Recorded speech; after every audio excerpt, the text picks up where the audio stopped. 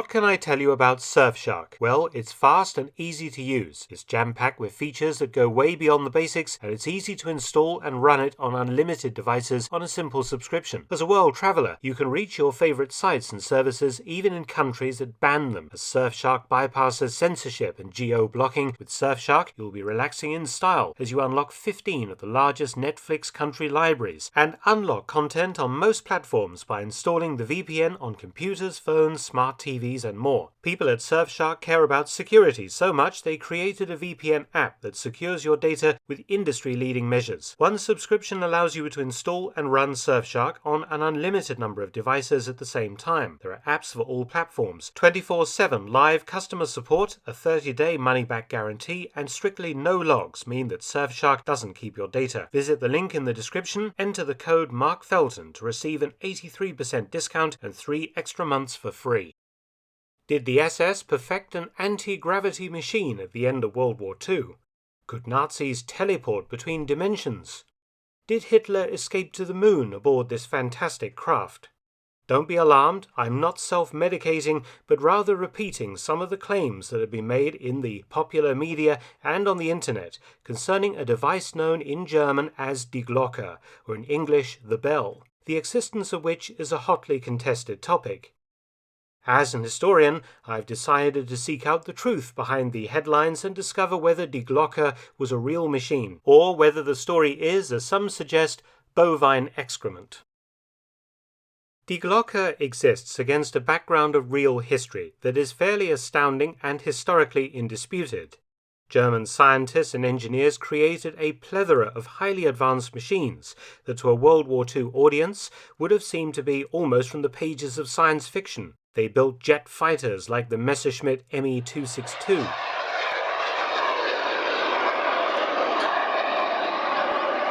The rocket interceptor, the Bachem Natter. The V-1 robot bomb. The V-2, the world's first practical ballistic missile, and plenty more besides.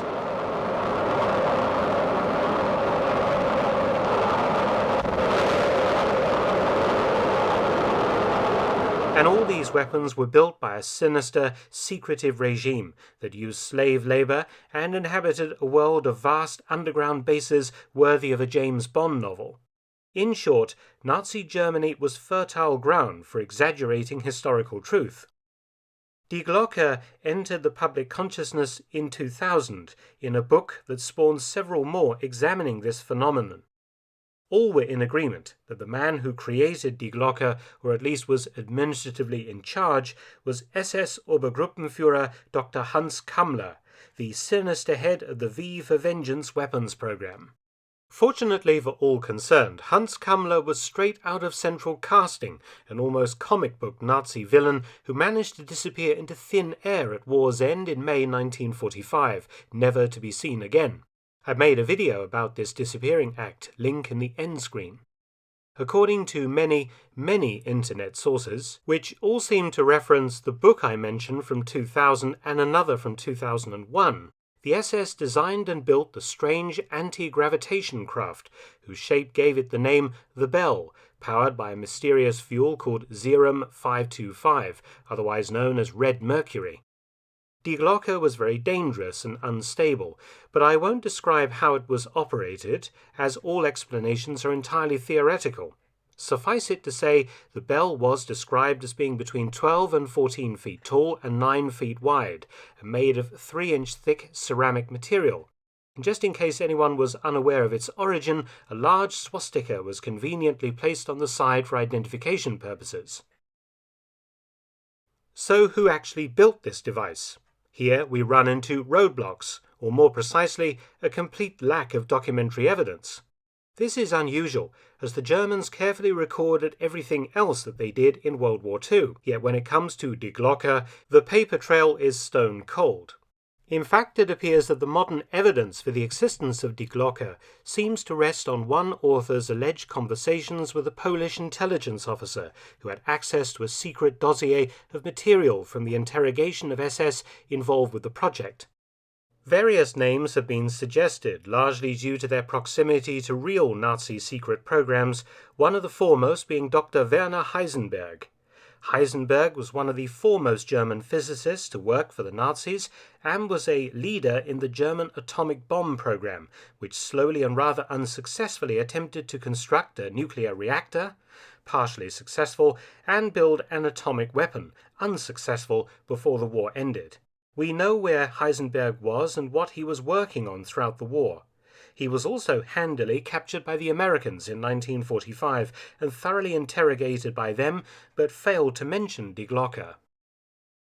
Well, there were plenty of Nazi scientists who could have been involved with the bell. Yes, and the US captured and shipped nearly all of Nazi Germany's best scientific minds to the States in a top-secret operation codenamed Paperclip just after the war. Could the US have also captured Die Glocke and shipped that to the States as well? In fact, Die Glocke was not first mentioned in 2000, but rather in 1960 in France in a book titled The Morning of the Magicians. Translated into English in 1963, it covered a series of Nazi topics that all had some dash of real history at their core. For example, Nazi UFOs, Nazi occultism, and Die Glocke. Regarding UFOs, or flying saucer craft, the Horten brothers had built flying wings for the German Air Force, the Luftwaffe, and the brothers and their designs ended up in the US in 1946. You can see how the Horten design would influence later US aircraft like the B-2 stealth bomber. Some have suggested that Nazi flying wings and US-derived test vehicles contributed to the UFO craze of the 1950s. And regarding Nazi occultism, again, there is a dash of truth behind the story. Heinrich Himmler, head of the SS, was a notorious crank and used the German castle, Wewelsburg, as a sort of holy SS temple where some strange pseudo-religious ceremonies and researches were conducted. This is fact, but it is open to sensational reinterpretations by certain authors and TV companies. The subjects in the book The Morning of the Magicians fed into the 1960s counterculture and the later 1970s and 80s New Age movement. Die Glocke was presented as fact, but a fact bereft of any supporting evidence. Such ideas as Die Glocke were also very popular in the pulp fiction of the 1960s and 70s, where the Nazis were portrayed as having developed some truly astounding secret technologies, including space travel and even time travel. The reason this sort of nonsense arose was precisely because the Americans were astounded by the high-tech weapons that they uncovered, the jet and rocket planes, the ballistic missiles, the secret underground bases, the flying wings, the electro U-boats, and so much more. In the post-war period of atomic bombs and Cold War tensions, imaginations were given free rein, particularly as the UFO craze emerged into the popular consciousness in the 1950s, and Americans were being exposed to a huge amount of sci-fi movies and TV shows that often referenced evil Nazi scientists and their otherworldly inventions. Die Glocke was supposed to be an anti-gravity machine, so did the Germans experiment with anti-gravity, as they seem to have experimented with everything else, from jets to rockets to the occult. Perhaps is the answer, but again, not much evidence exists. However, according to some periodicals, NASA has been experimenting with anti-gravity, or should I say the manipulation of gravity, since the early 1990s. The Russians have likewise been doing the same, and even published a scientific paper that described an anti-gravity device they built in 1992. For all NASA's exceptionally deep pockets and modern computing power, it has struggled to design and build an anti-gravity device of any sort. Private companies like Boeing and BAE Systems have also dabbled in anti-gravity research. It appears that when America was gathering up hundreds of Nazi scientists in 1945 to 46 under Operation Paperclip, they managed to capture the rocket scientists and the chemical and bioweapons boffins and the aeronautical engineers, but not the anti-gravity experts. To this day, we don't know their names, where they worked, or have ever recorded even one credible document that show what they were up to under Kammler's urging. We have to pose one obvious question at this point. If Die Glocke was built, and perhaps flown in 1945, and the men who built it were captured by the US or the Soviet Union, why were the Russians and Americans trying to build an anti-gravity device from scratch in the 1990s and 2000s? Surely the Nazi research would have already shown them how to do so decades before. And this leads to the most overwhelmingly obvious question of all. If Hitler had UFOs and anti-gravity flying machines, how the hell did he lose the war? So, apart from Hans Kammler and Werner Heisenberg, have any other names emerged from the literature on Die Glocke that might shed some light on whether it really existed? Many sources have mixed the German atomic bomb project with Die Glocke. Some sources state that the Bell project was run by SS Obergruppenführer Emil Mazuw. But Mazuw was a governor of the province of Pomerania from 1940 to 45 and a higher SS and police leader and general of police, heavily involved in the Holocaust. Before the war, he had been a factory worker and was a career SS and Nazi Party member. What use would Mazuw have been to the Bell program?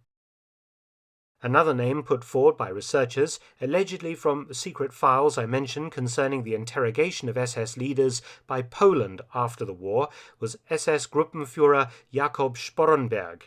Again, Sporrenberg was a career SS police official, involved intimately in the Holocaust in Poland and the Soviet Union. He had no scientific or engineering background, and no evidence exists for his involvement with Die Glocke. One piece of evidence, often put forward by researchers who believe in the existence of Die Glocke, is the Kecksburg UFO incident of 1965. On the night of the 9th of December 1965, a large fireball was viewed by thousands of people across 6 US states and Ontario in Canada. Trailing some kind of material, the object crashed in the woods at Kecksburg, Pennsylvania, 30 miles northeast of Pittsburgh.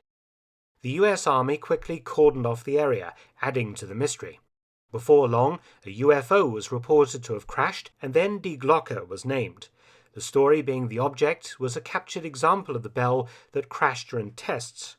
Regardless of what landed at Kecksburg, it soon became almost as famous as the Roswell incident in popular culture and ufology circles. NASA revealed in 2005 that the object had actually been a Soviet satellite, Cosmos 96, that re-entered the atmosphere and broke up, hence the Army cordoning around the site at the height of the Cold War and great secrecy surrounding the event. Whatever the truth, the story has grown up that a craft similar in shape to Die Glocke was recovered from Kecksburg by the military.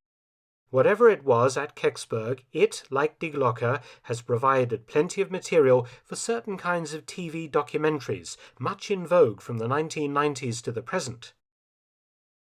German scientists were certainly busy working on many projects that were either abandoned during the war or curtailed by Germany's surrender in May 1945. If Die Glocke existed, from some interviews conducted with scientists involved in the atomic weapons program, the Bell was probably part of that program as some kind of nuclear physics device, rather than a flying time machine. And if it existed at all, remains the million-dollar question. As they say, the truth is out there. Thanks for watching. Please subscribe and share, and also visit my audiobook channel, War Stories with Mark Felton. You can also help to support both of my channels at PayPal and Patreon, details in the description box below.